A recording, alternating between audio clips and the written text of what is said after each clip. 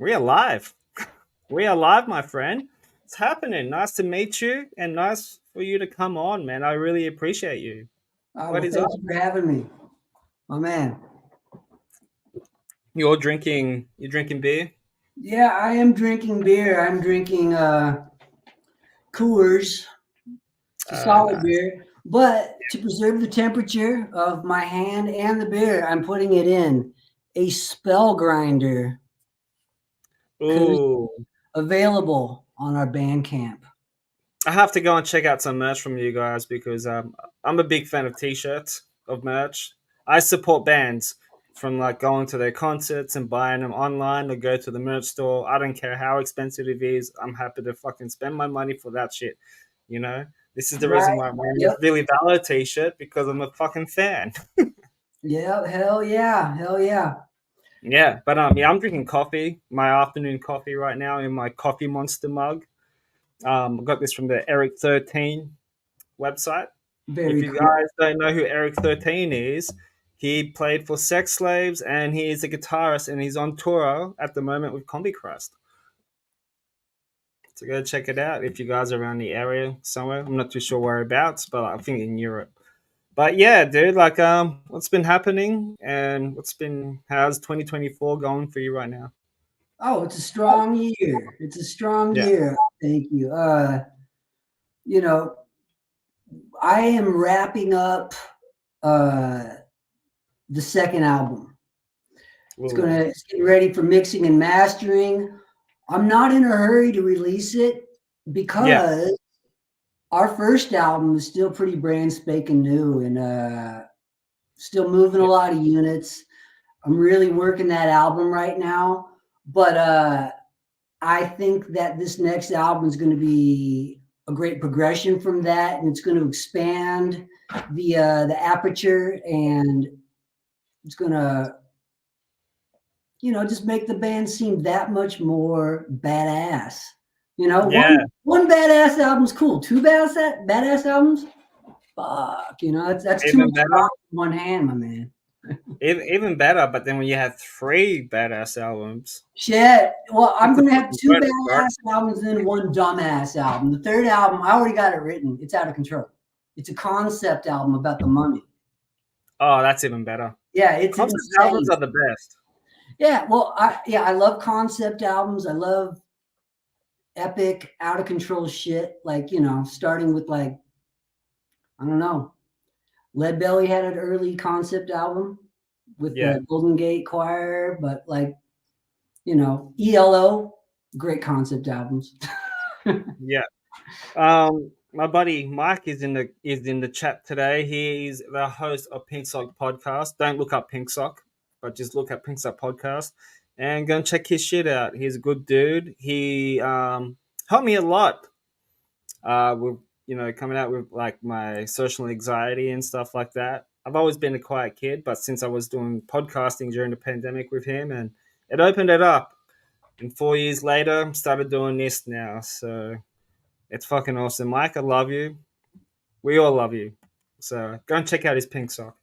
But yeah. So I've been doing some little bit of research on you guys because I've never heard of you guys until you followed my page on Instagram, which I appreciate. And Yeah, you guys started in 2020, correct? During the pandemic. 2020, yeah. Started putting it all together, put all the pieces together, and so it was a weird time to start a band. But Mm, you gotta really start building the brand differently than when you can go out and play shows. So I yeah, just started off like recording, like writing and recording singles. And yeah, I'd release a single at a time, promote the single, make music videos, uh, and actively go out and touch base with potential audience. And yeah, yeah, a lot of people find us, and then we find a lot of people. yeah, Uh, you know, it's it takes a lot of effort, but it's very rewarding because you end up meeting a lot of cool people and you move a lot of units. It's a great. It's like playing shows.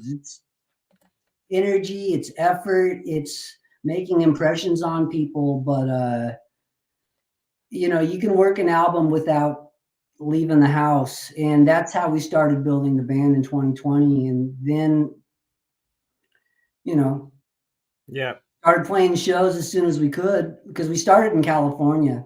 So Okay. California was very restrictive. So Yeah, right. Yeah, so before Spellgrinder, you had other bands as well too, correct? yeah, I am a lifelong musician, all throughout my teens and adulthood, playing in different bands, starting off in like punk rock bands and playing in like shitty backyard kegger parties. Yeah. We're going into this deal where I was playing with a bunch of guys like in their 50s, 60s, and 70s, like playing like 5 hours a night in bars all throughout my 20s. After that, moving to LA and session and touring work. A lot of cool artists, a lot of great opportunities, and just riding the wave through life, trying to do things that are successful and make me stoked. And I'm very stoked on Spellgrinder. Finally cracked the fucking code. Yeah. And boom, there you are, man. Like 4 years later, you're going out there and killing it. So you were saying you were doing session writing. Were you just like doing it for like local bands, or were you just getting called up and asking if you're interested to do stuff with certain bands or something like that? Or? Every single way. So constantly going out and fighting for your life and like making a reputation. I was living in, before I moved to Hollywood, I was living in Southern California, but I was living like out in the desert in Joshua Tree, where we are now. Like, so a long time ago, I was out here and I was playing in all the bands and I was making a good reputation, because this is where hip LA would come out and do mushrooms and like get sloppy. And so I was in the house band at like the biggest clubs out here, and I would meet every movie star, rock star, session guy, touring guy. Like I would just meet all of them. Ended up playing with some really successful bands. Oh wow. Do you remember them? A lot of great fans. I'm sorry, a lot of great friends, like strategic friends. But then just moving to LA, having a fucking day job. But like most of your favorite bands, these guys have day jobs. Sorry, kayfabe, but hey, but like busting your butt, working that day job and then going out, rehearsing your band, going out to clubs, networking. Yeah. Doing everything you got to do so that you're not wasting your time out there, because you're not out there because the rent is cheap. You're out there because you got to play the fucking game, and there's a lot, but it was a hard time in like 2009, 10, when I first moved to LA as an adult. Yeah. There were some great bands, but there was like fucking tumbleweeds blowing through the street as far as record company support. People, I have heard of that. Yeah. It wasn't like it was like the 80s Sunset Strip scene. You'd see all these like beautiful dudes, and they're not as beautiful as the dudes' chicks with them, even though they're beautiful, but some beautiful dudes. Like, and out there just living that life, like, partying in the same complex that Motley Crue, had partied in, like just living that fucking life, but way after the expiration date. And we were all true blue, fucking like playing in strip clubs, playing with Roxy, Whiskey, fucking the Diaper Room, all those fucking places. And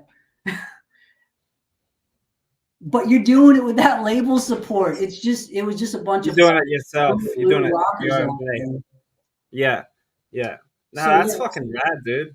And yeah, I made a reputation for myself. Like A is just like, if you are fucked and your guitar player just got diarrhea and you need a guy that can just show up and hang, like I was that guy, because I had 15 years of 5 hours a night improvisational playing under my belt. So it was just like, I can hang, I can pick up on things real quick. I can read hands, I can read session charts, I can do all that kind of stuff. So like I could hang with that. And then, you just get gigs thrown at you, every once in a while you get to be on TV, you get to like send your mom a link to something and, she's like, oh man, maybe he's not a fucking loser, but like, that's my fucking son on TV, man. Yeah, it's a rough life, but every once in a while you get like a, you get a boost. And so it was really cool. And you never know what you're doing for. It's frustrating, but through it, I am continuing to have amazing experiences, meeting great people. I met my wife through it, Yeah. So I think she subscribed to this YouTube channel. I forget what was the name, but I was having a look at her YouTube channel. She does reporting and stuff, correct? Yeah, Hard Rock Chick. That's the one. Yeah, I was checking out some of the videos, and I'm like, fuck, she's like interviewed a lot of cool people. Yeah, like, she rad as shit. She very proud of her. Like when I first met her, I was in this band that was like, had a buzz in LA, and I had joined them. It was like maybe their third or fourth album, and they were trying to get her to write about them because she worked for the Grammys, and she was she would write for the Grammys like every year, and they put her front row, and she was their rock blogger. So they were really trying to like, get a hold of her, and I was just like, that's a fucking babe. Fuck, like she drove a Camaro. She was just a fucking fox. And also I was making a record with this dude, and his wife was her Pilates instructor. So that's the most LA way you can meet I almost said a bitch because I'm so gangsta. Yeah, sorry. I'm about to throw up blood. But yeah. I met her through some friends we were making a record with, and she was did she just tune in? Hard Rock Chick? Yeah, she's there, man. Thanks for subscribing. Right. I'll subscribe back too. Yeah, she's shy. She's shy, like she's in a semi-retirement, but yeah, go subscribe to her because every once in a while she'll post and blow your mind, She's got some really cool shit up. I'm looking at the channel right now, and damn, she's interviewed like Dee Snider. Yeah, she's at Lemmy, Metallica, Zach Wild. Yeah, she's done everyone. We're big Guns N' Roses fans, and she's interviewed Guns N' Roses, Duff McKagan a few times. Thanks, Mike. Good looking out. It's going to get worse. The worse, the better. Yeah, I'm running out of steam. No. So, yeah. Good on her, man. That's yeah, that's like really cool shit. Anya, she's still doing it now. We she does it less. So okay. Like we both have jobs and we work a lot. I'll tell you right now, like it's not cheap being in a band. I'm not even in the band, but like I have friends that are in bands, and it's a struggle, but they fucking grind it out, man. Yeah. It's a blessing to be able to do, and the Spellgrinder exists because I like it. Like I wanted a band that looked, sounded, acted, and progressed how Spellgrinder is behaving right now, because Those are all the things that just really grab me about music. I like a certain aesthetic. I like certain sense of melody and pop. I like a certain brutality, like certain beats, subject matter, this, that, and the other thing. And you'll find bands that are like, oh man, this is great. I like everything except for this, or you know what I mean? It's just, but Spellgrinder for me is just, it was just something always in the back of my mind. Like, I wish something hit like this. I wish, so we incorporate, we'll blend in a lot of our influences. And I love when people hear influences that I hadn't even computed into the band. I like, it's always complimentary. Even when you're trying to talk shit,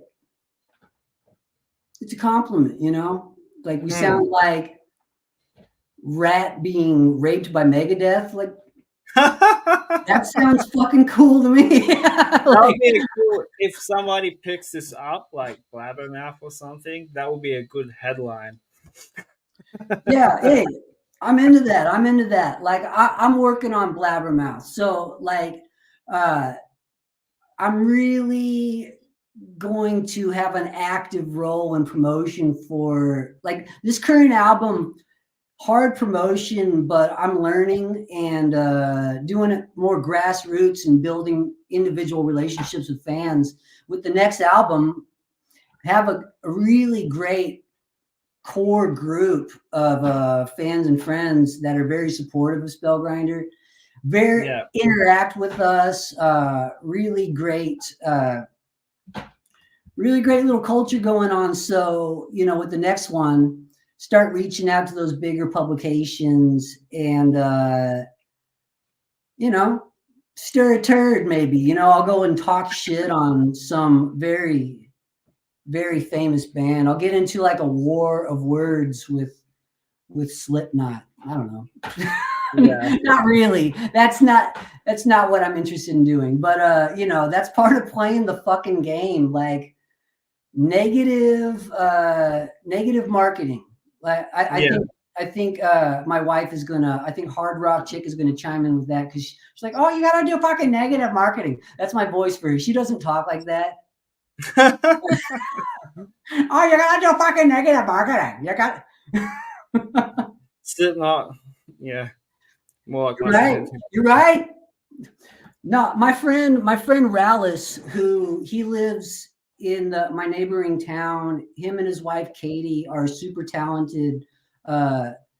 Katie's a costumer, like a Hollywood costumer, and Rallis does makeup effects and special effects and stuff. And he also works in music videos. You do sound like that. Yeah, I do sound like that. I could just read that writing. It's like, I do not sound like that. So, see, you can hear it. So, you can hear the voice. Yeah. So, well, I don't even know what I was talking about now, because my stinking wife derailed my train of thought.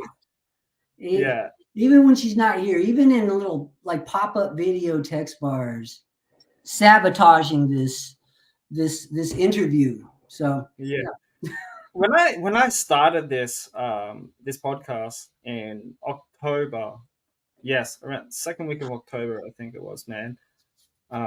Mike was like my first guest, and it was very last minute, because the guest I was supposed to have on, my buddy Zach, he runs a horror and fitness clothing brand called Death Comes Lifting, and one of my best friends, love him to death. And he couldn't make it because he had the times wrong. I'm like, fuck, what am I supposed to do? And he's like, Mike, I got like 10 minutes before showtime. Want to come on? Last minute. That's a great quality to have. That's how I got a lot of my good gigs. Yeah. If you're that flexible, you can just be on it and just step, and there's a lot of opportunities I've shit on, and I'll never forgive myself for it, Yeah. Like my friend who's like really good friends with the Cult. He's like, hey, you want to come see the Cult with me? We're just gonna be hanging out. And like, I think I was like too high that night and I didn't do it, or I was in a bad mood. I don't know, but yeah, I fucked up, like pretty cool sometimes you though. gotta like not be high and not doing your shit. You gotta be going out and hanging out with the cult. That'd be pretty cool. That's pretty cool that you have friends like that too, like that are friends with those type of bands and Yeah. shit like that. Well, and you can learn a lot from them, like, so yeah, that guy now he's in Foreigner. Oh wow. And like, yeah, when I first heard of this, my friend Luis, he exists as, there are a lot of people that are better than me at everything, right? But Yeah. I don't recognize it. But Luis exists as this entity that is just better than me at fucking everything. And it's like I love him and hate him. I mean, I don't hate him. Like it's a good, it's fuel for me. But like I was on a tour with an Australian artist Ooh. named Nice. Laura Wild. And we were touring as the support band for Ted Nugent. So we were touring with Ted Nugent, whole country. Nice. And they had done half the tour. Yeah. And they had to fire their guitar player. And they stopped, and so they were stopped in LA for like 4 days or something.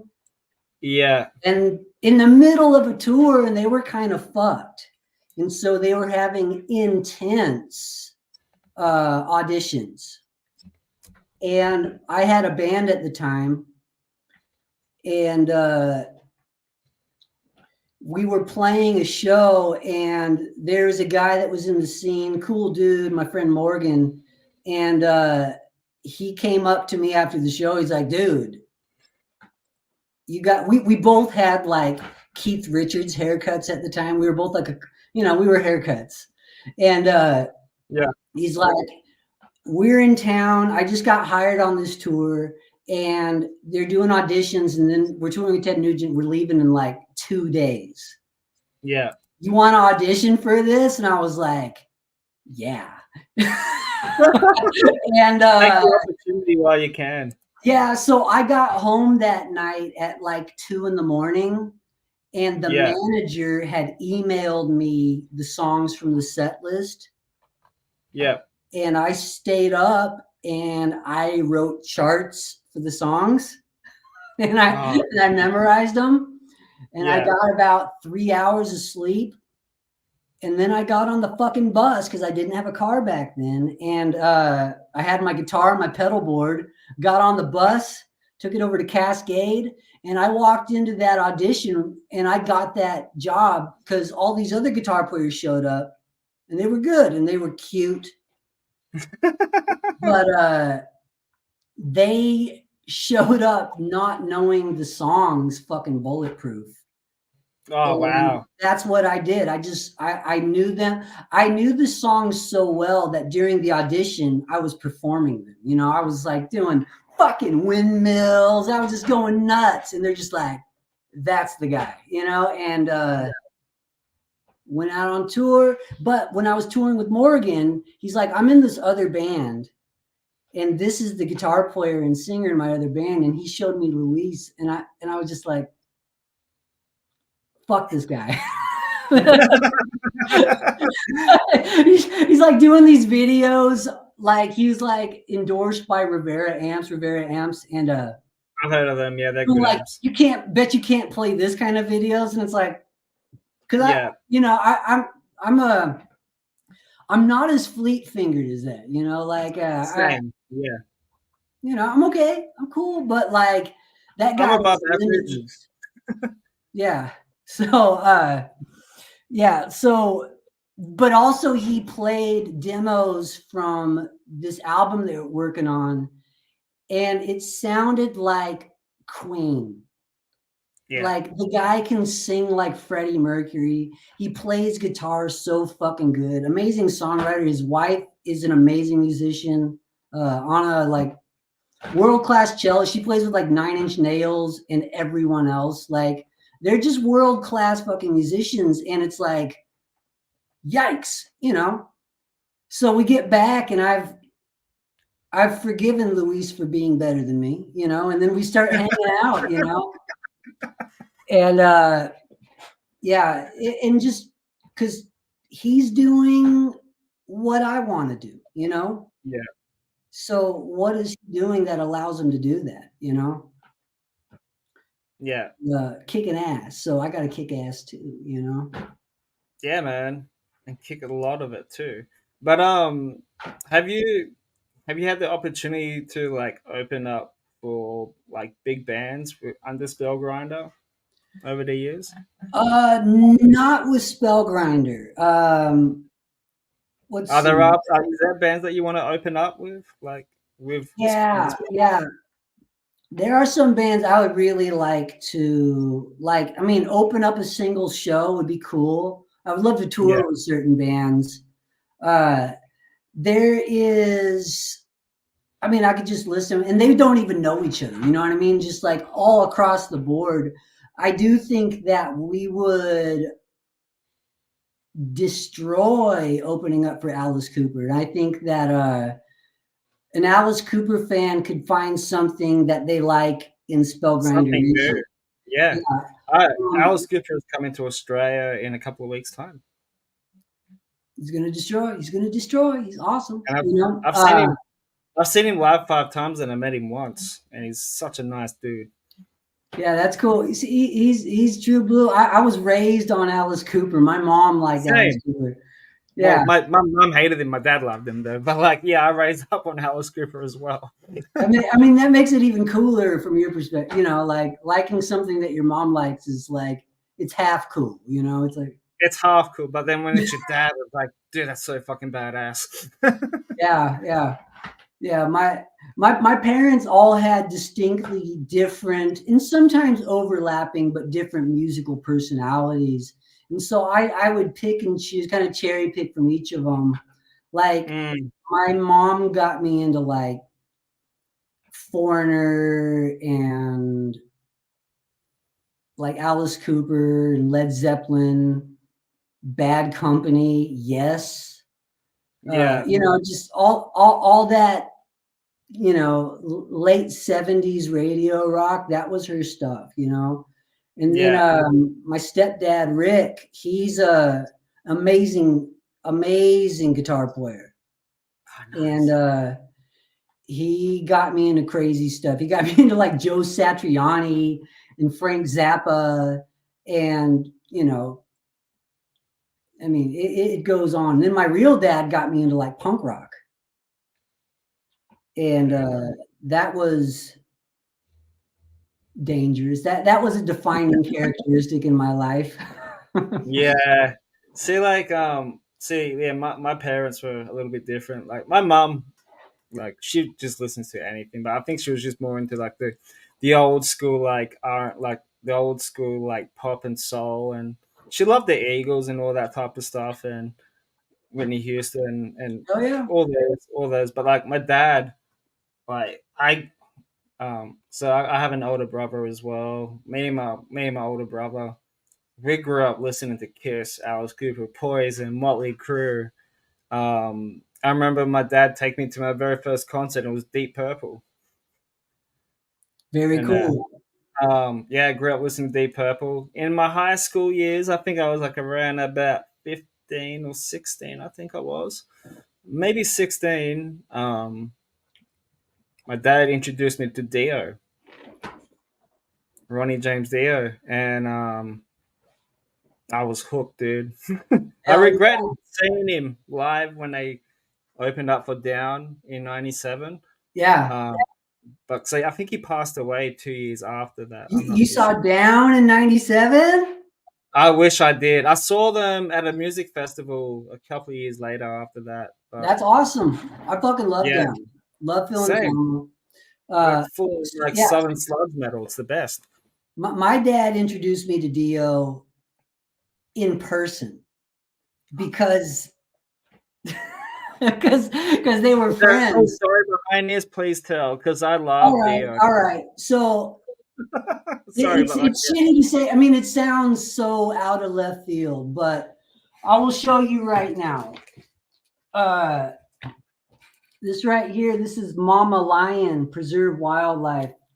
Uh, the original album, it had like these little. You can see they ripped off, but it was like a cage, and then it opens up, and that's oh, Lynn Carey, and she's breastfeeding a baby lion. oh wow. And then, yeah, this album came out in 1971. Awesome, like heavy psych, rock and soul kind of gem. And this is my dad. That's Rick Gaxiola. That's awesome. So Rick Gaxiola, his Yeah. first wife was named Wendy. And Wendy, got married to him. Her name became Wendy Gaxiola. Well, Wendy and Rick, they were married for a little bit, but they ended up getting divorced.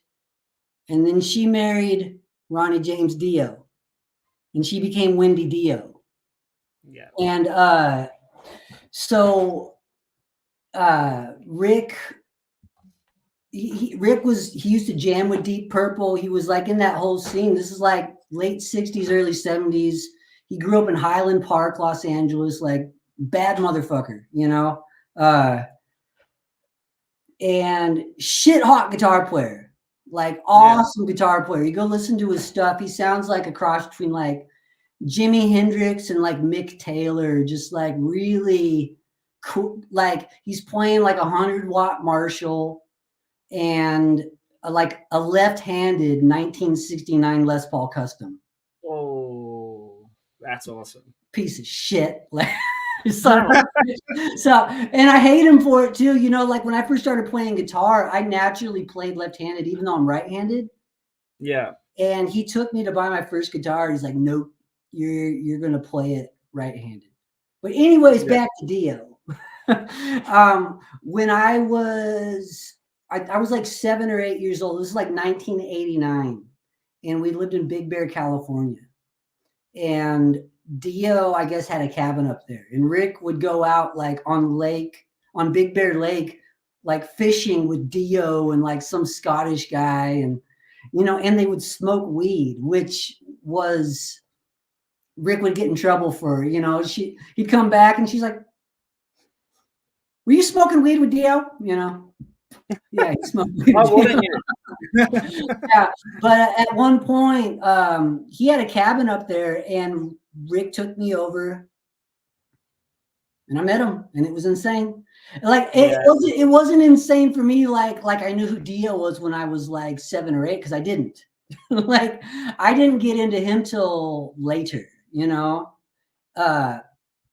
but and that was through the Holy Diver album, which is 100% awesome.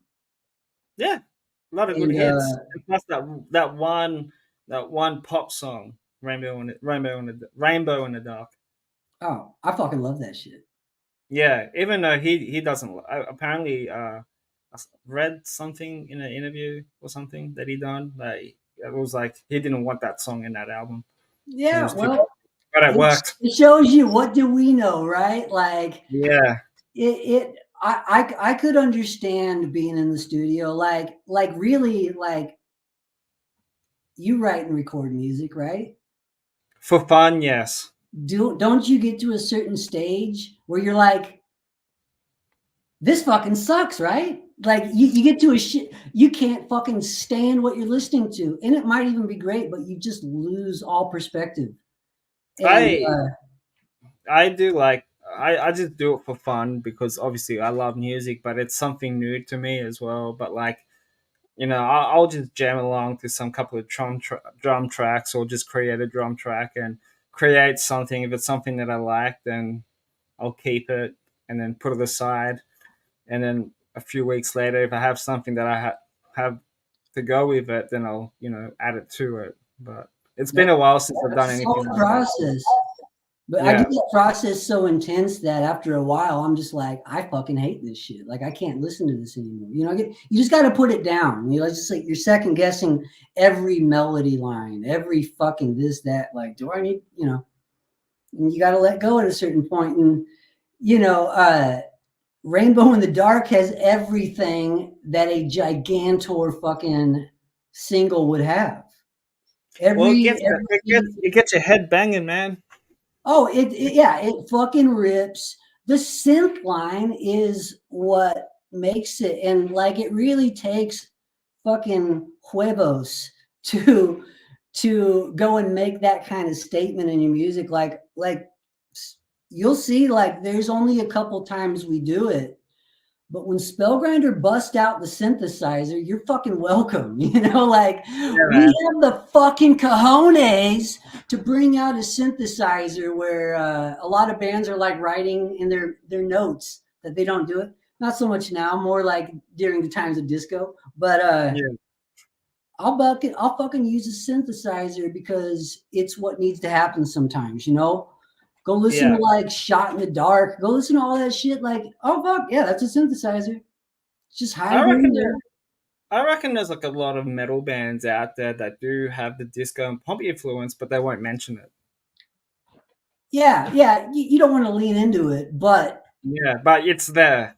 It's songs, and who doesn't love a dance, right? You know, like 100%. Yeah, like all the best stuff, that's the secret that they know that everyone else doesn't know. There's a guy out there, he just wants to do everything like faster and harder and blah, or they want to do it more like slower and doomier, right? Yeah. But who's like, you know what? I like how rowdy that is, but let's make it so girls can like it too. You know, instead of seeing fucking this, we'll see some tits, you know, and you know, just kind of playing with the dial so that you get better outcomes as far as what you're looking at on stage. Yeah, well, that's what I was saying to Chris Latham, because I'm a big fan of Beast Blanca, and I've always been a fan since day one of when they released their first single. And I did apologize to him that I butchered his songs, but he doesn't agree on that. But I said to him, like, I love how they only made 3 albums. There'll be a fourth album coming out soon. I'm not too sure when, but like each album is different, but it still has that Beasto sound, and that's what I loved about it because they're not trying to copy everything what they're doing. Making the same album over and over again is fucking boring.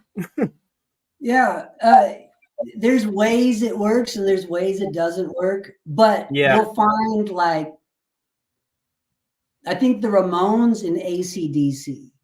Yeah. They're bands that you think that band made the same fucking album 20 times. It's like, no, they didn't. They do have an arc. They have growth. You'll see like production techniques of the era on those albums. Yeah. And then you'll see those things kind of go away with the times. And the core identity of the band, it does stay constant, you know? Yeah. Same outfits for fucking 30 years. But there is a growth in the way that the songs are written and performed and the production, that kind of stuff, the scale of the band, maybe, you know, with the Ramones, is like they kept on trying stuff, but they were never getting as big as they thought they should be, which I agree, you know, but it's hard for me to have perspective on that because the Ramones are bigger than I'll ever be. And I think that they're the greatest band of all fucking time. So like, well, yeah, it sucks to be you guys, you know. Is it Richie Ramone, correct? The drummer? Richie Ramone is one of the drummers. They don't an Australian guy, Ronnie Simmons, played rhythm guitar for him. Ronnie Simmons, I think also he might be playing with Marky. I think so. I've been trying to get Ronnie on his podcast, but I know he's a busy dude. But I think he's recording a solo album as well, because he told me that once it's done, then we have something to talk about. And I was just like, dude, we can just talk about anything, man. Yeah. Like that's the reason why I started this. But like, yeah, I'm pretty sure he played guitar for Richie Ramone, and they done like a couple of Australian dates, like in some small clubs and stuff like that.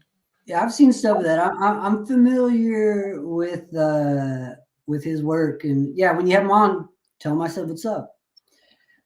He's a guy I wouldn't mind knowing. Yeah, there's this whole crop of just like butt kicking dudes that are like, you know,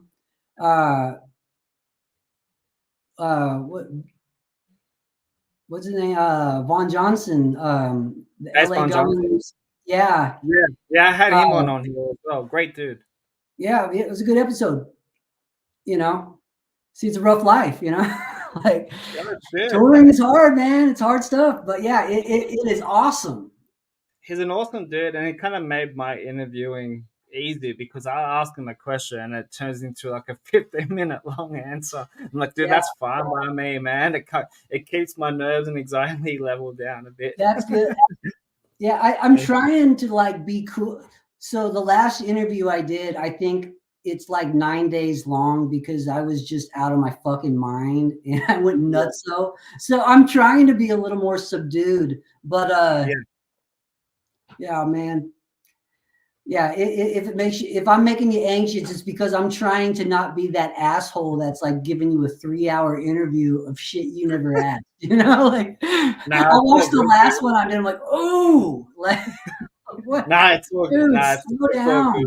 It's all good, man. I'm loving this, and I'm really happy that I have you on and stuff like that, man. I really appreciate you. I really, really do, man. But who are the bands that influenced you to play music? Oh man. So my first musical obsession, and this is like, you know, starting at like 7, 8, was Michael Jackson. Nice. You know. And yeah, this is like, you know, this is probably like in 1988, you know, this is like, you know, Thriller, you know, like Bad Album, you know, all that shit was just fucking mondo. And like Dangerous was the first tape I ever owned. Yeah. You know? That was a big thing. The first tape I ever bought was Da Bomb by Criss Cross. You know? And then like the first CD that I ever owned was Big Ones by Aerosmith. So that was Aerosmith was huge for me as a kid. I thought Aerosmith was awesome. They had a bunch of great singles and videos in the early 90s that were just like, you couldn't escape them. They were on MTV all the time. Crazy, Amazing, and Crying. Yeah. And then like, you know, Living on the Edge, like everything they were doing was fucking awesome. And all the videos are great. And like Alicia Silverstone and Liv Tyler were like just fucking monster babes. Like everything. Was she on she was on the Crying video clip, correct?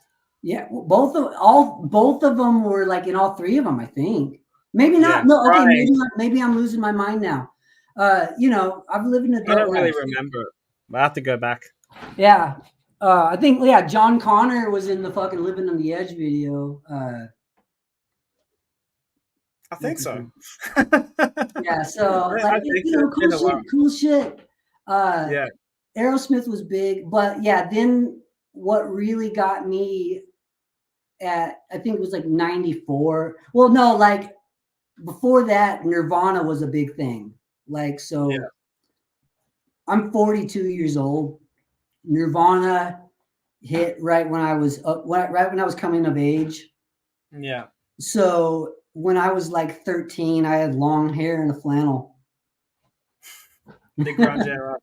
And and then my mom didn't like the long hair and she made me cut it. And so I just cut it into like a spiky kind of haircut because Green Day had just come out. And I thought that they were just like, whoa, that shit sounded bonkers in 1994. Nothing was really sounding like that to me. You know, to my limited like Oregon coast radio stations that we were getting, you know. So that was a Mondo thing, and so had to cut off my hair, and I went from grunge to punk, and just from like 13 to probably like 18 or 19, I was a punk rocker, you know. Like to this day, I'm a punk rocker, but like I got to a point where I was like, all right, there's more, you know, and I started like going back to like Stooges, New York Dolls, Velvet Underground, and then the entire like history of American roots music, which is where the secret of everything is. But I also, you know, I love everything. Like with me, I have the power of obsession. So everything I get into fucking hard. Like when I get into ABBA fucking hard. When I get into Ace of Base, I get into Ace of Base fucking hard. You know, like there's no middle ground. Like if I am not obsessed, I'm not interested. Yeah. And sometimes I get obsessed with things later, you know? So yeah, like early on, Michael Jackson until it was like punk and grunge. And, you know, with me, like the biggest constant in my life is the Ramones and the Sex Pistols. Yeah. Those are my bands. I fucking love those. Like, I am Johnny Ramone, I am Dee Dee Ramone, and I am Johnny Rotten. You know, like I'm a fucking asshole. I'm chaos, and I'm a fucking asshole. So grunge didn't do it for me when I was younger. It just didn't do it for me at all. I couldn't stand Nirvana, maybe because I just couldn't stand Kurt Cobain's voice at the time. But like, it's just this wasn't really for me, man. Like, I've always been into like punk as well. Green Day was you know, from my early. I think it was in my before 20 or so or something like that. Green Day was for me. Blink 182 was a bit of an ups and downs. Like me and my tattoo artist would be talking about Blink 182 because I fucking Blink 182. They're just like a Disney punk rock band. Like, yeah, they were right after my cutoff. Like Blink 182 at the time, to me, they felt like a cartoon version of these bands that I liked. I like a lot of those Lookout Records bands like Screeching Weasel and the Queers. And like, I liked Mr. T Experience and like Groovy Ghoulies. A lot of those bands that were like doing that late 80s through early 90s, mid 90s pop punk. And when like things like Blink 182 and like Sum 41 and like Charlotte was coming out, that was for like 16, 17-year-old me. yeah, that shit was fucking offensive. Like I fucking hated it. But you know, like I was a little shit. So you know, if any of y'all like those bands, forgive me. You know, I don't mind them. I know Offspring and Sum 41 just played up the road from my place in December. Yeah, I missed out on that. That Offspring's was a on my good birthday band. too. How is Offspring not grunge? I don't know. Like, they sound more grungy now than what they were back in the 90s. I don't know, man. Like, go and watch like any of their videos from like Smash. Like, they had long braids. Like, like they're doing like Nirvana beats. Like, so, and grunge in itself is not like it's not all the same thing. Like if Pearl Jam is grunge and Soundgarden is grunge and Nirvana is grunge, those three bands sound nothing like. Yeah. Like Nirvana was punk with pop. And Pearl Jam was like arena rock. Yes. With like you know, that had been butt fucked. I hate Pearl Jam. And then Soundgarden was more metal. You know, Soundgarden was, and Alice in Chains. Alice in Chains. Go look at like all the flyers that they were on. They were touring with metal bands. Yeah. You know, and so grunge was this hybrid of punk and metal, and that's what I always saw it as. But then it was like a uniform term you would just throw over anything in a flannel. Yeah. Until that got tiresome, and then it just became alternative, which it's like grunge. Well, sorry, dude. Like grunge came in the early 90s, correct? Like, yeah, because like the 80s era, like the glam and hair metal style back then was kind of dying off, and that's when grunge and punk was started to come in.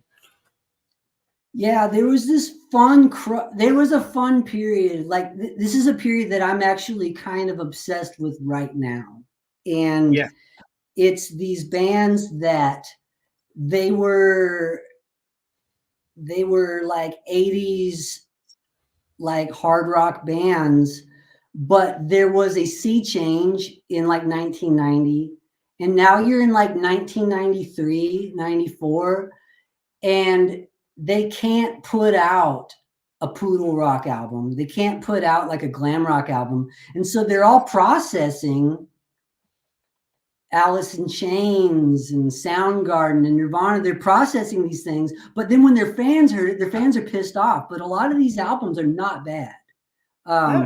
Like Chris Cornell is still like one of the best like rock vocalists from the 90s. Oh, well, that guy, that guy, I mean, until he didn't, he did it all the time, like Audio Slave, you know. I'm thinking about like Skid Row. Skid Row, their first album came out in like 1989. And for like that kind of band, that's late in the game. Yeah. Skid Row is not like a poodle rock band. Skid Row is not like Poison. Skid Row is more like Guns N' Roses. They're a rock and roll band, you know? Yeah. But even Guns N' Roses, by 1993, people were like, I don't know, man, what you gonna do? And, you know, and they had a hard time just because things got stripped down. But Skid Row, they had Slave to the Grind or whatever come out in 91. And then they had their album, what is it, 93, that their third album came out, 94. That's a good fucking album. Subhuman Race? What's that? That was Subhuman Race. Yes. Yes. Subhuman Race. That's a great fucking album. And so it was just their third album. And Sebastian Bach is singing his fucking ass off. He always did. But like, go listen to just every song. That guy is working his butt off. The rest of the great songs. It is interesting. It competes with the time, but there's a lot of people just like, oh, what are they doing? They're fucking playing grunge now. And it's like, this is what bands do. Bands have their core identity, and you gotta evolve and ride the times. Bands back then, they're being given money by record industries. Record companies have opinions about what's going to work, about what's not going to work, and everyone wants to get a return on their investment and stay a band, you know? And Skid Row had been touring with Pantera. They took Pantera out on like some of their first tours. They took Alice in Chains out on some of their like early tours, and that stuff rubbed off on them, and it's on that album. Motley Crue's 1994 self-titled album with John Corabi singing. Underrated. That genre. It's like an 80s band processing the 90s sound, 90s themes, which I don't like all the time. Like, you are never going to hear a Spellgrinder song about any of us being molested by our uncles. Like, it's never going to fucking happen. Yeah. Like, you know, if that's your experience, I'm sorry. If the way that you deal with that experience is by listening to a band sing about it, like on you, Sonya, but not me, man. But it's funny with Pantera though, because everybody would go back and say Cowboys from Hell was their first album, but like they were a glam band. That's Oh what yeah. people didn't realize then. I can't remember their albums, but like they did a Ted Nugent cover on one of their albums on that. Oh yeah, the Cat Scratch Fever. That wasn't on any of those albums. No, it was that. Oh, it must be a compilation album. Yeah, Then. that was yeah. So yeah, Metal Magic, Projects in the Jungle, and oh, there's one other, and then Power Metal. Yes. Power Yeah. Metal is my favorite. Power Metal was very inspirational in building Spellgrinder. It's always in my CD player in my car. Yeah. Uh, I have to go for YouTube to look for that album. It's yeah, not on Spotify. yeah, there's a whole no, it's not on Spotify, but the whole album's on YouTube. Anyone, I advise go check it out. Just type in Pantera Power Metal full album, and it's sick. It's so it's the full band. It's when they had Phil join, and the songs are awesome. They're doing more of like a Judas Priest. They're not doing that kind of Terry Glaze, like Van Halen having a stroke thing. They're, which I like. I'm sorry. I love Van Halen. I love that stuff. And you can just hear Dime just being awesome and Benny Paul just being awesome. Rex being solid, you know? But Power Metal is my Cowboys, you know, like I hear everything that I need to hear in Pantera in Power Metal. Like those songs are great. PST 88, Pussy Tight. Well, all right. That's a fucking song. It's Dime singing it. It's the last song on the album. It's Pussy So Tight. That's what the song is called. That's classic. I know a guy I met through the podcast on Pink Sock, big supporter as well of this and Pink Sock. He was good friends with Vinny and Paul. And when Dimebag passed, he was like the organizer for the ride for Dime. Ride for Dime, yeah. Stuff and that, yeah. We had him on for one episode on Pink Sock one time, and he was just telling us we were just talking about Dimebag, and that he shared one of the unreleased recordings of a song that Dimebag wrote that was never released. It won't. I don't think will be released, but I think it's up on the Pink Sock page. I'm not too sure, but he'll just tell us stories about how Dimebag and Vinnie Paul never wanted to do it for the money and fame. They just wanted to do it because they love music and they love their fans. They would just go out and hang out with them and just be like the boys. They were just regular people, but just playing fucking awesome music. Yeah. Well, they had the passion, the drive, the focus. Like Pantera is one of the hardest working, most creative bands ever. Like I'm Hard Rock Chick, Nephthys, my wife, she saw Pantera back in the day. She saw them intact. I never saw them. I saw them like this last year in LA when they played with Metallica. That was the sort of like the Pantera tribute reunion thingy. I know which one you're talking about because I've seen clips. Actually, Pantera actually say what do you no yeah it was they actually played in Australia recently. Yeah, that's for Northfest. That's really awesome. Like it was very exciting for me to see. I love Pantera. Like, so the mission statement for Spellgrinder, just the first concept I had starting this band is I wanted to combine Danzig and Pantera. Fuck yeah. I think that's what I saw on a thing somewhere on the internet when I was looking for some information about you guys and stuff, and that mentioned like the sound of like Pantera and stuff like that a bit. Like, Yeah, that's cool shit. Have you been to Australia before? Like, have you came I down haven't. under? I haven't. My wife has. Forgive me. I'm going to get naked right now because it is hot. Have a social distortion tank top? Yes, I like Social Distortion. Same. They were my They're first great. concert. I know. I know. You asked that. You asked Yeah. that eventually. My first concert was Social Distortion. Fuck yeah. Nah, that's awesome. Yeah, there was a place in Sydney called Frankie's Pizza. In Sydney. They closed now. But fuck dude, you would have loved that place. It's just like they would open from 4 p.m. to 3 a.m. in the morning, 7 days a week. There would be like secret gigs, free entry.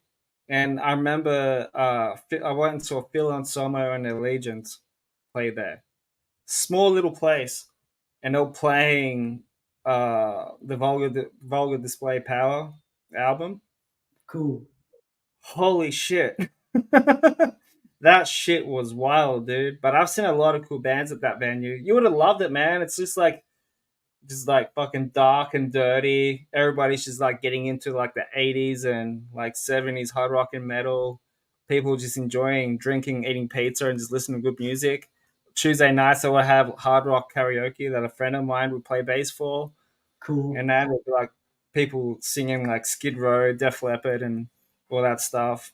And it's a shame that they closed down a few years ago, but you would have loved it, man. Would have been up your alley, dude. Oh man. Well, hopefully there can be a close proximity happening by the time I get down there. There is another place that opened up recently called the Duke. It's similar to Frankie's Pizza.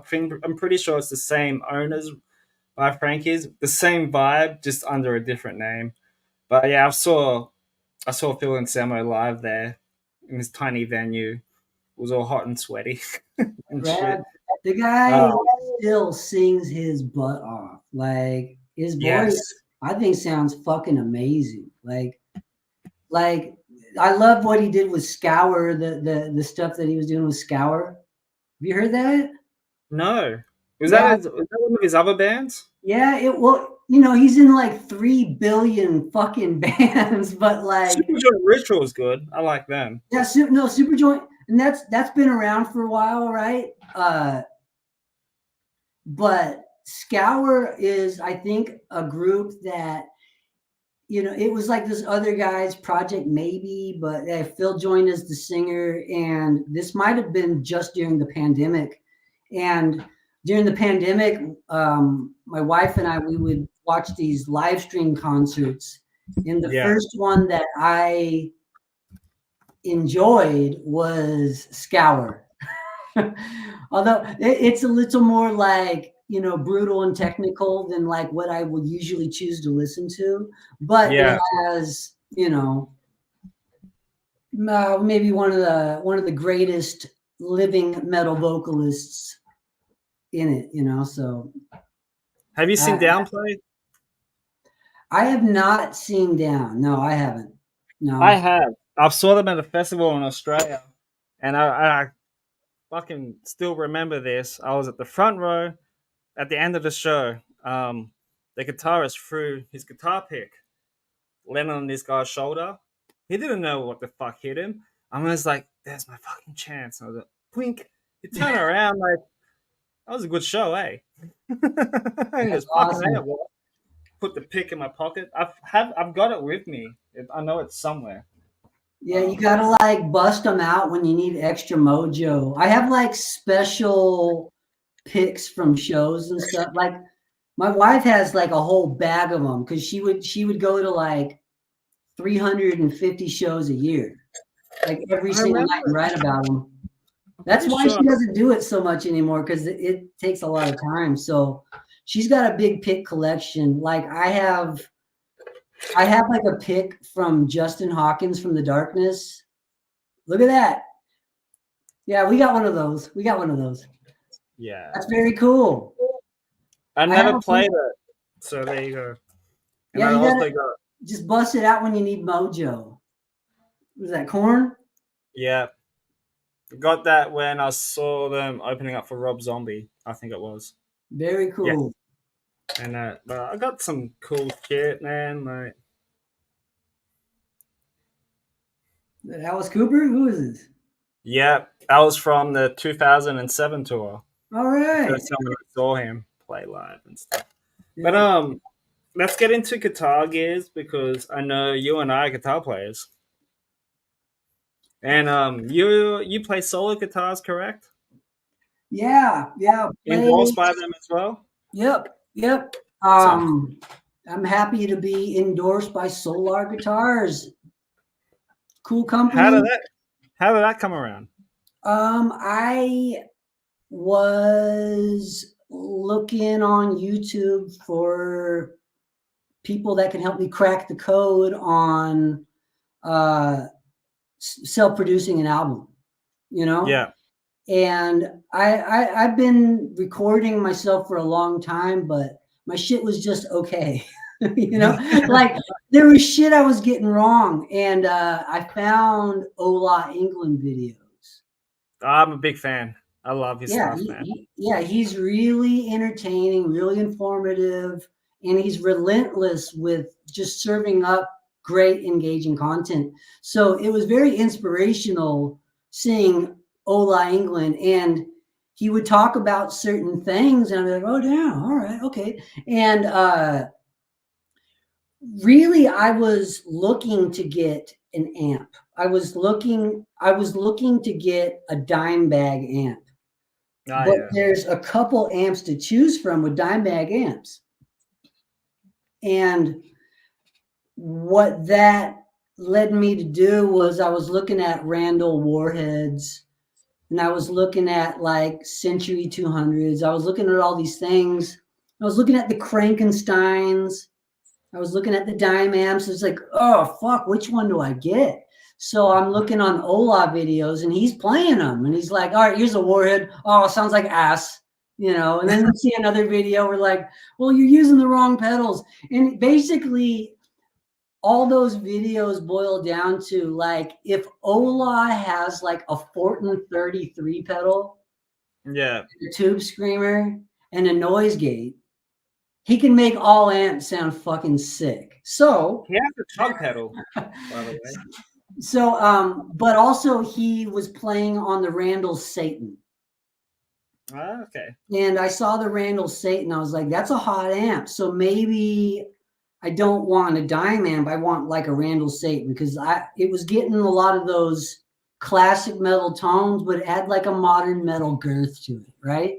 They're Fortin designed and Randall made, and they came out for a limited period of time. Well, anyways, I'm looking at those, and then I come across the Scott Ian Ultimate Nullifier Randall amp. And for me, Anthrax had the best fucking guitar tone. They always I do. agree. They always you know, like you can't fucking, what are you going to do about that guitar tone? Like their songs are amazing, their albums are amazing. That guitar tone is so fucking bam, you know, in your face. Well, that's good. Ian always had that really thick, chunky ass, heavy tone for a very long time.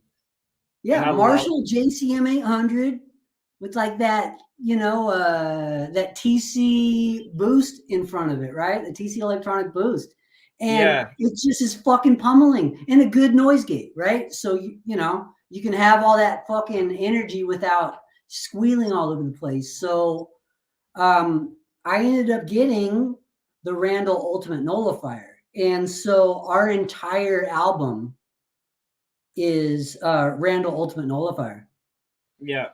Except for one solo, which is played on something else. And I can talk about that some other time. But yeah, Ola England, I thought that stuff was great. And Solar was a new and exciting company, and they were hungry. And they were really reaching a lot of people and resonating with a lot of people. And that was, there's an opportunity there because I have over 20 guitars. And my guitars are fucking sick. But Dean doesn't need me. You know what I mean? Like, and yeah, like most of my album was recorded on a Dean. It was recorded on this. Yeah, dead air. I'm not even on TV now. Okay, so. Oh, that's a beauty. Yeah. That's a beauty. And I like the headstock on that. It's almost like the Dave Mustaine headstock when he used to play Very with Dean. similar, yeah. So this is a Dean. This is the Concrete Sledge. This is the USA version. Ooh. This is number 6 of 25. That is beautiful. Yeah, and I like the artwork too, and the finish look. It's really nice. Oh, it's fun. It's a lot of fun. It's very rad. It was my first dime guitar. It was my first heavy metal guitar. You know, so.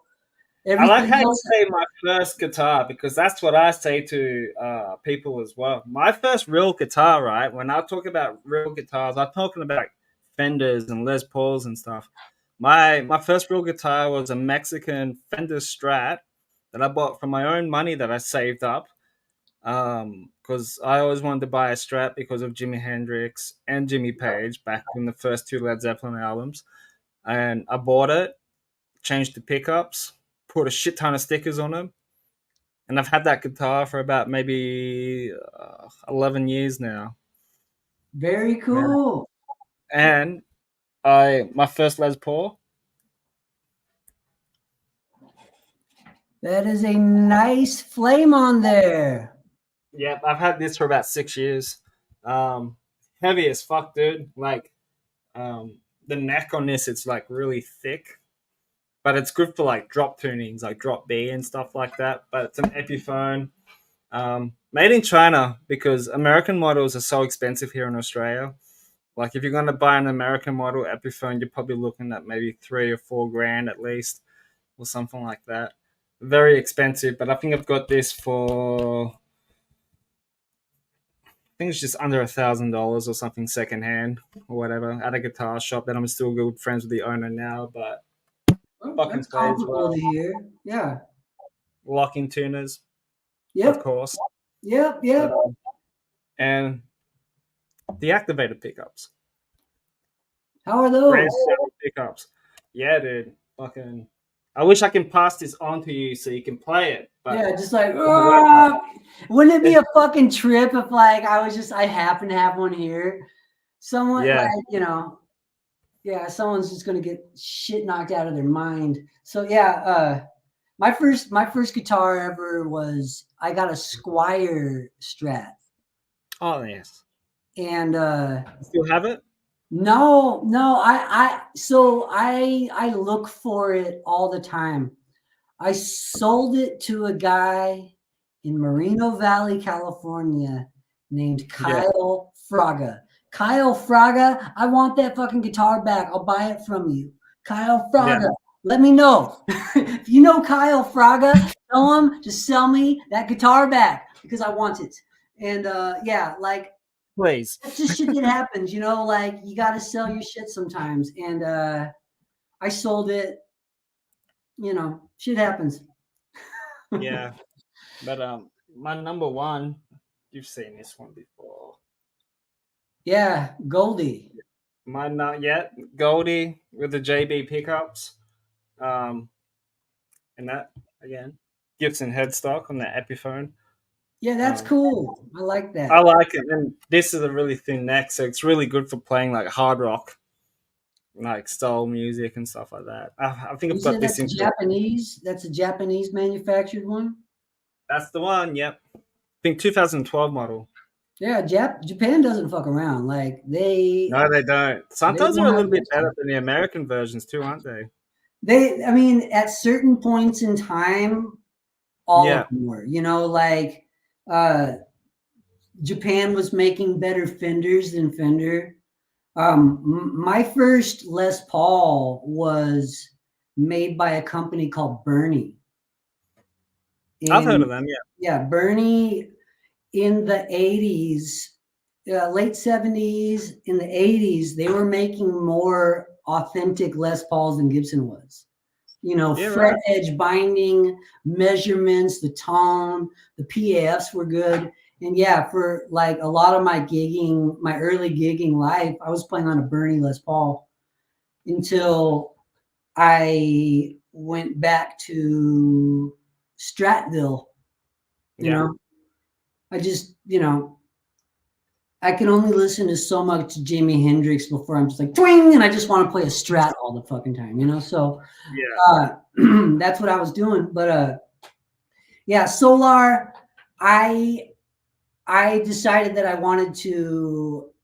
It would be a good deal. I had already recorded the first couple singles for Spellgrinder with the Dean, but I wanted to get an endorsement deal with Solar because I thought that they would do a great job promoting me because they're great at promoting their artists. Yeah. So I reached out to the company. I made a pitch, and they were like, "Thanks for reaching out, but no thanks." Yeah. And so I figured out what I had to do to make it so they didn't say no thanks. And I went and I tightened the screws and I raised my value as a band. And I reached back out to them and they're like, hell yeah. So they signed me on as an artist. Everything awesome. I got rejected the first time I tried to get it. Yeah. And, I have dabbled in, and I'll never admit it, but like anxiety, Yeah. It's my secret thing now, right? Like a long time ago, I couldn't order pizza on the fucking phone. I just couldn't do it. I was insane and it wasn't working for me. And I just started bullshitting all the time. Yeah. and it worked. But yeah, like Solar signed me on. So on their artist page, Spooky Von Amduat from Spellgrinder's on there. There's a picture of me with like a couple more pounds on me. It was pandemic me, so it was like me on donuts. Hey, it was like that with me too, man. What you gonna do, man? Metabolism's hard. Yeah, exactly right. And shout out to Ollie England for being a badass too. Like, much love and respect for Ola. If you don't know who Ola England is, go and watch his Sunday with Ola stuff because he's an amazing guitarist, amazing podcast, YouTuber as well. Interviewed a lot of great bands as well, and go and check him out. But let's get down to horror movies for the next couple of minutes. So, what's your top 5 horror movies for you? Oh, well, so I'm an asshole. Like in my top 5, I have like 30 movies, but I usually try to list ones that will just like derail people. And so I will list 5 movies that I just fucking love that we'll write it out. First one, 1408. Sounds familiar. I love 1408. It's a movie I can't explain why I like it so much. It's a John Cusack movie. Samuel Jackson's in it. Yeah, and he's in this like evil hotel room that's trying to kill him. And I love it. I just love the fucking movie. I watch it all the time. Like in my mind, there are movies that I love more, but I have watched 1408 more than I've watched those movies, and I just don't get tired of it. Like I watch 1408 all the time. I love it. And it's a psychological horror too, which psychological horrors are my favorite. Yeah, it gets in your head. It keeps you on your seat, and it's a good ride. And I would recommend it to anyone. There's 2 different versions out there. There's a different ending on like the deluxe version, and I would steer clear of that. Go watch the OG version with the ending that is good. And, so all right. Also with top 5, so I love the Abominable Dr. Phibes. It's a Vincent Price. I was telling you before the interview, it's one of those fucking movies that my mom should not have shown me, but she did. Yeah. And a guy like wearing a frog mask, getting his head crushed, or like putting honey on a guy's face and then putting locusts in there, and then the locusts eat the guy's face. Like, what the fuck, Like, that's not like, see, that's almost like Saw right there, man. That's almost like Saw vibe. Yeah, and Saw is cute, but it's no, it's no Abominable Dr. Phibes. Abominable Dr. Phibes, like he has like no face, but like he has to wear a wig and a prosthetic face and fake sideburns, and then he drives around in this Rolls Royce, and the windows are up, but he has like pictures of him painted on the windows, and he has this automaton band that plays. Like, it's fucking weird. It's beautifully shot. It's a weird fucking movie. I like how you said cute to Saw, because if someone asked me, it's like, what was the first Saw movie like? It was cute. It was cute. Yeah, we're desensitized. We're desensitized. Yeah, it was just two guys locked in a basement. That was kind of cute. Yeah, it was cute. Just a bonding, just dudes. Like, yeah, man. Kind of trying to figure out how to get out. Like, there's nothing cuter than that. Yeah. I like recently, I don't know if it's an all-time favorite, but like I've been watching it a lot lately, and it might be lodged as an all-time just because it's so wacky. But Malevolent. Okay. Have you seen Malevolent? Like a James Wan movie. It's Blumhouse. It might be James Wan. Might not be. I don't know. Blumhouse. It's. I don't want. If I describe it, it might change what you're expecting going into it. But it's fucking weird. It's a weird movie, and it's kind of like a '90s throwback horror movie. Kind of has like an electro soundtrack, and it's cool, And what are we at now? Is that 4, 3? 3. So you got 2 more. Yeah, let's say I'm a big fan of The Omen. I like The Omen a lot. Yeah. You gonna watch the new one that's coming out soon? I will watch the new one. Yeah, I'll watch it. Like, I am able to see people make shit remakes of classic movies and still be able to appreciate the shit remake because it has its own virtues. And, and I like, it doesn't take away from how good the movie is. Like, they're remaking The Crow, right? Thank you. The new Crow's good or bad. It doesn't change that the original Crow, I like it.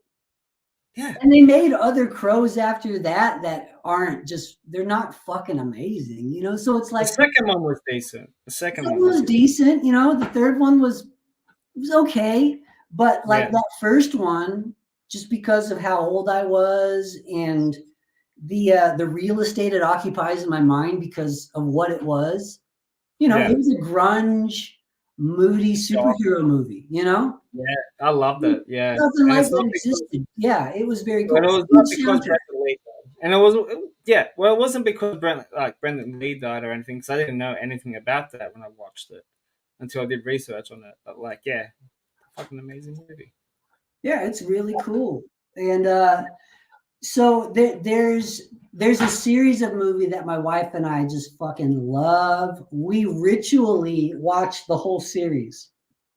Whenever we're having like really hard times in our life, we're like, okay, we got to go watch the Paranormal Activities, and we'll go. And one night we go to bed watching the first one. The next day we go to night watching the second one, and we do it through the whole series.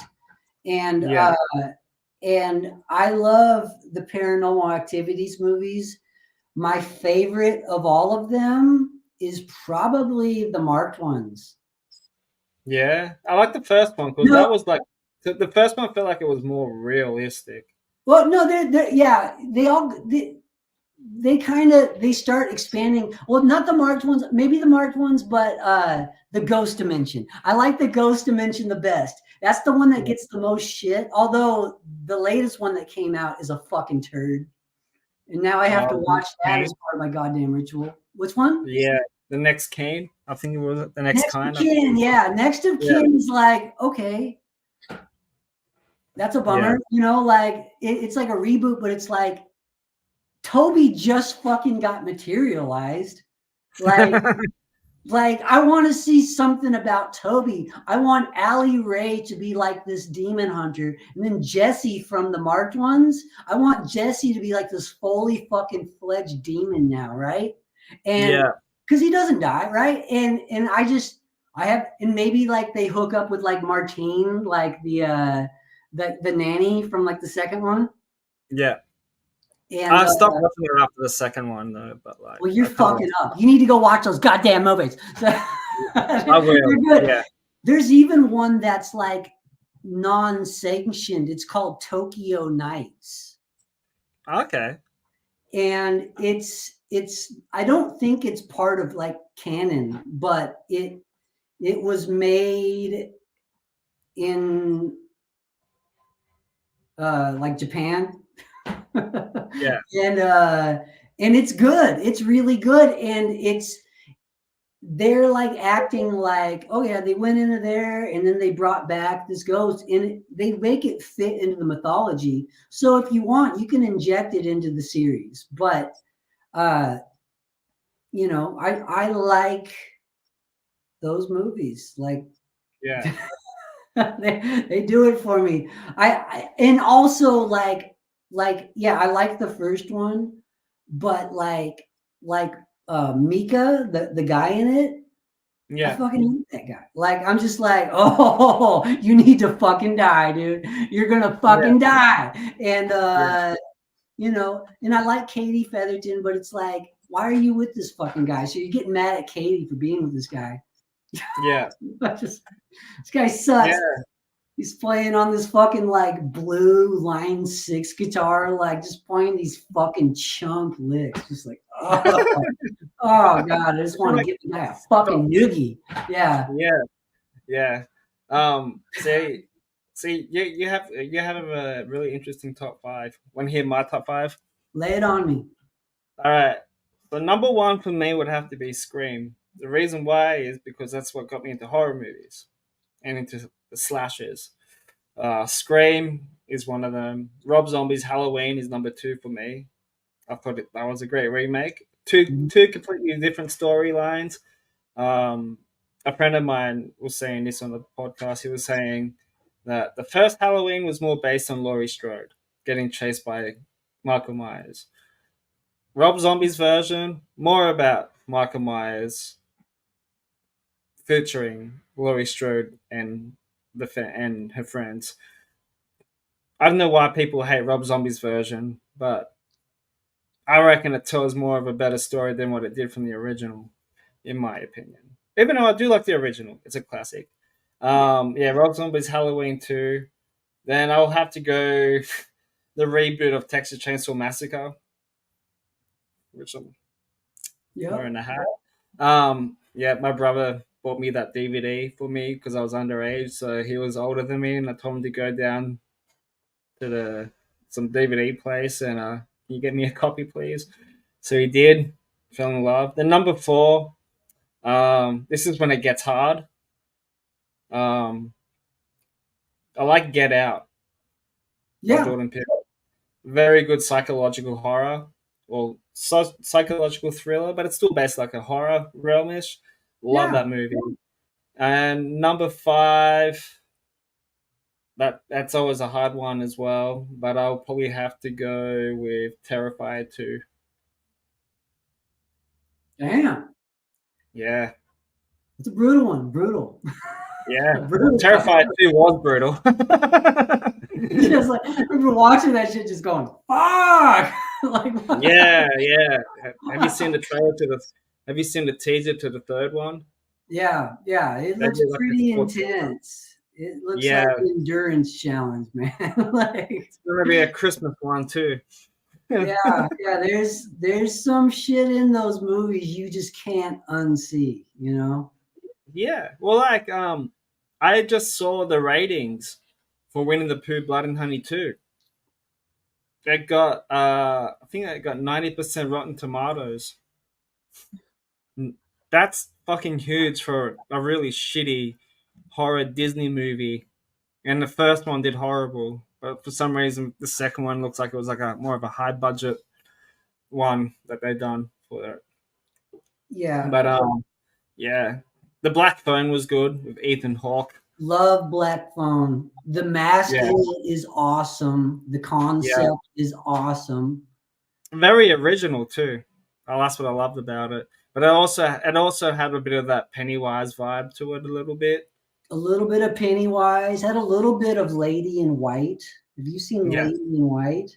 I haven't seen Like, in it's very like very long. this, it's almost like uh that's a fucked up movie that was like about this ghost that this kid gets locked in a closet at their school and they see this ghost, and this ghost does the same thing every night. Turns out this ghost was killed by this guy in town who was like a Yeah, child molester. So, like, I remember watching this movie as a kid a lot, and it's like everything was just fucked up back then. I don't know why, but yeah, you're just like, okay. And then I watched it as an adult, and I'm like, what the fuck? Call my mom, like, why the fuck are you having us watch this like child molester ghost movie? Like, what the fuck? yeah. Like, we had a lot of weird ideas as kids, and you start to realize why. It's just But laying this on us. even like the Nightmare on Elm Street movies were great. And I was watching this documentary of Kane Hodder, To Hell and Back. Mhm. Apparently, he got introduced to he got asked to play Freddy Krueger for the first Nightmare on Elm Street movie, and then until he heard about the story, how it's about a pedophile, and Freddy Krueger plays as a pedophile, like gets kids and kidnaps them and kills them. Then he just like, hmm, like it's not for me. That's when Robin Englund got the job as Freddy Krueger. But could you imagine Kane Hodder as Freddy? That would be a different presence, you know? Yeah, And yeah, it could have been cool, but he's so good in all the other like just like big presence, yeah, you know, just powerful dudes that he plays. And then like, you yeah, know, Freddy's just a fucking smartass, you know, like I love that. yeah. I love like Dream Warriors. I love all that Yes, fucking shit. yeah. Dream Warriors is always going to be my favorite. That's kind of like Jason takes over Manhattan. Yeah, That's that's always just going to be fucking my favorite. hilarious. Yeah, I mean, And there's Jason, shit I remember seeing like Jason X, like back in the day, was like, this is fucking dumb. And then like now I you watch really it like now. it, you know? Yeah, Yeah, I've got a Jason tattoo. very cool. I think what I got Jason back here. I got Jason, I got Super NES Jason on a Michael Myers mask for the top. I like that. I got a. Where is it? It's somewhere. I do have like a Jason Voorhees lampshade somewhere. But Yeah, this guy. Mike Creighton. that is cool. This is Mooney the Cretin. That is nice. That is awesome, man. Yeah, I've got heaps of cool horror stuff, man. I've got a couple of Funko Pops. I got a Captain Spaulding bobblehead. Um, yeah, I've got Ghostface, That's cool tattoo, stuff. Michael That's funny. Myers. Like we had a drummer in this band that had all those guys tattooed on him Yeah. poorly. Oh, was it Like, really shit? yeah, yeah. It poor guy, but bless his heart. You know, like he likes those things, but he didn't. I think he treated his body like scratch paper for like Oh, that's not his cool, buddy that was man. learning how. So nice, Yeah. but Mm. My tattoo artist, Nate Shepherd, awesome dude, supports the podcast. He's done the last couple of my tattoos. This is his design. Very cool. He actually drew this one up himself. I got Jack Skeleton because I'm a big fan of Nightmare Before Christmas. Yep. Also love Tim Burton's movies, but No, I but love that shit too. Very cool. Yeah. fucking Alice. School's out, man. And I'm a big Ghost fan, so I got the Tobias Forge Ghost. Very cool. Yeah, I got some ghost stuff. Not I don't have any ghost tattoos. I have their ghost the phallus mortis. Do you know what that is? No. It's like a deluxe edition, like it looks like a Bible, but it opens up and it's like a dildo and butt plug that looks like Oh wait, I think I've seen that advertised somewhere. I think it was like on a fan page, or yeah, I yeah, I have know which one you were talking about. They were doing like a special thing for Valentine's Day for that or something. yeah. My wife big she's writing, so she saw like Ghost's first US appearances and when they played Orion Fest, like just in the early days. And Yeah, she's got some friends in the industry and they would like float her some of that merch. And so she has all that stuff. yeah. Yeah, I like Ghost, but there's a Same. couple things that I think that Ghost does that it's not quite right. Yeah. And really what it is it's the way they treat Satan. I don't like a safening of Satan. Yeah. I mean, like they're fun. They're just like Satan goes, but they're like doing skits and they're being kind of cute. But then Yeah. there's like bands like I'm really good friends with these guys in a band called Twin Temple, and Twin Temple I've kind of heard of them. symbolizes They're awesome. like Yeah, I if love them. Amy Winehouse likes Satan, and they're great friends of mine. They're great people, but they have like satanic feminist, and it's like all this like Satan was a good person and Satan would have fucking recycled and Satan would have fucking like cleaned up after themselves. And it's like, why the fuck are you trying to make Satan a safe, cool dude? Like, I am a believer in I like things to be dangerous. And Yeah. I like rock and roll to be for sick fucks. Yeah. And I don't like taking dangerous concepts and being apologetic about them. And reframing Satan is like, oh, Satan's not that bad. Look, Satan's cute.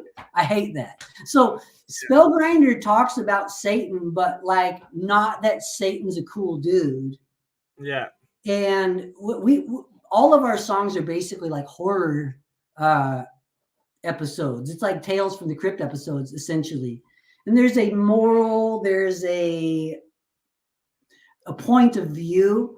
And when we talk about Satan, it's like, oh, you fucked up, now you're going to hell, and it sucks. And keeping Satan dangerous because I got pentagrams tattooed all over me. I am going to hell. It is going to suck, and that's good. Like I have no problems with that anyway, man. People. Yeah, no, I mean it's cool. Yeah. Oh fuck! Is she just now saying that? Oh, yeah, it's malevolent. It's malignant, not malevolent. Yeah, I'm sorry. I usually go to bed by now, so. That's all good. We'll But wrap you things see, up. like, good job on that. Like, I said that like 20 minutes ago. Like, Yeah. oh. Nah, man, dude, this was fun.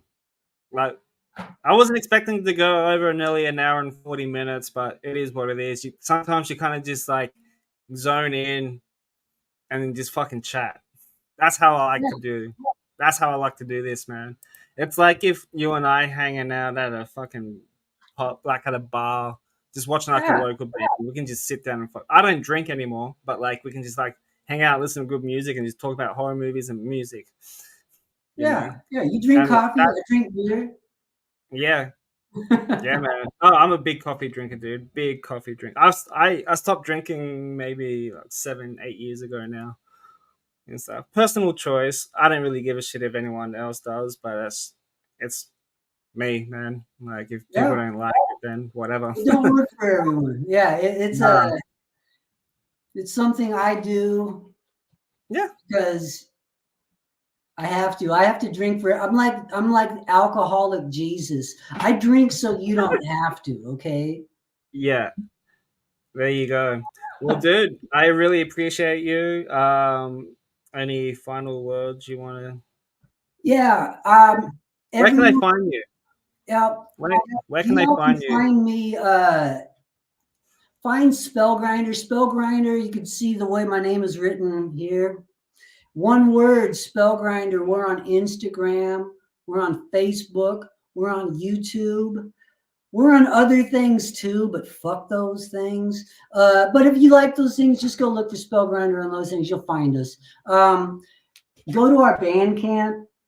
This right here is our first full-length album. It's a great album. Go and listen to it. It is a great album. It is it's got parental advisory, explicit content because it crosses some lines. It's going to bum out your parents. Those labels were magnets for me as a kid. All my favorite albums I was not allowed to Yeah. listen to. So yeah, go check out our Bandcamp. Grab yourself a t-shirt, grab yourself a beer koozie, grab yourself an album. We got CDs. Go check out our music videos on YouTube because just me flapping my gums, as cool as it is, it's bullshit compared to the way that we present ourselves. My wife is in the band. She's a stone cold fox. We're kind of like Lux and Ivy from the Cramps. We're just being fucking ghouls going wild.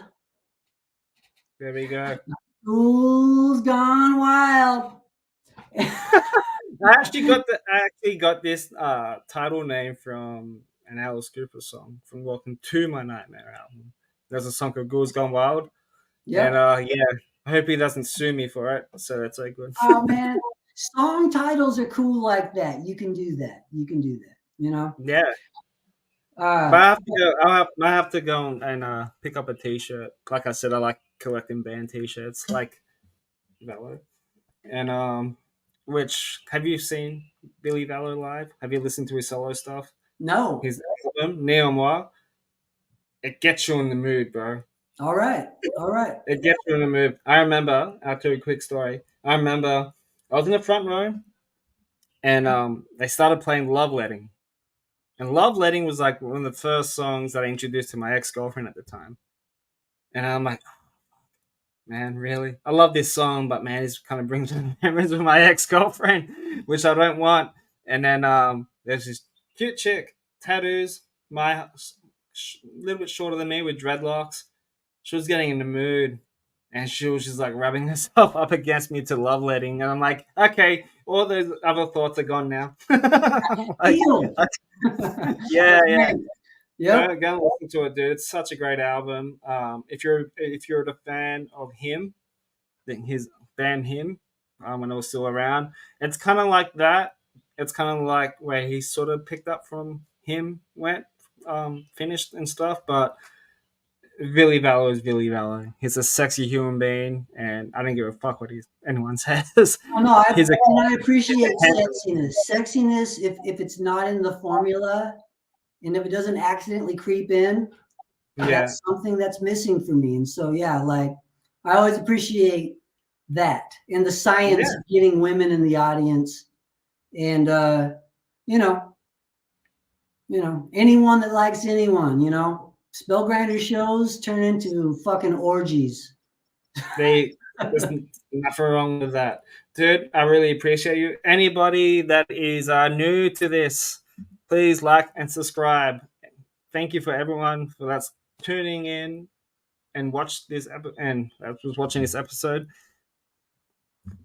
Appreciate it, guys. And also, too, I do have a merch store. It's linked into the to the main page of my YouTube and on Instagram. If you want to buy a t-shirt, a beanie, a couple of stickers that you want to put up on your work fridge or whatever, go ahead and buy one, man. I really appreciate it if you do. But dude, I appreciate you and everybody.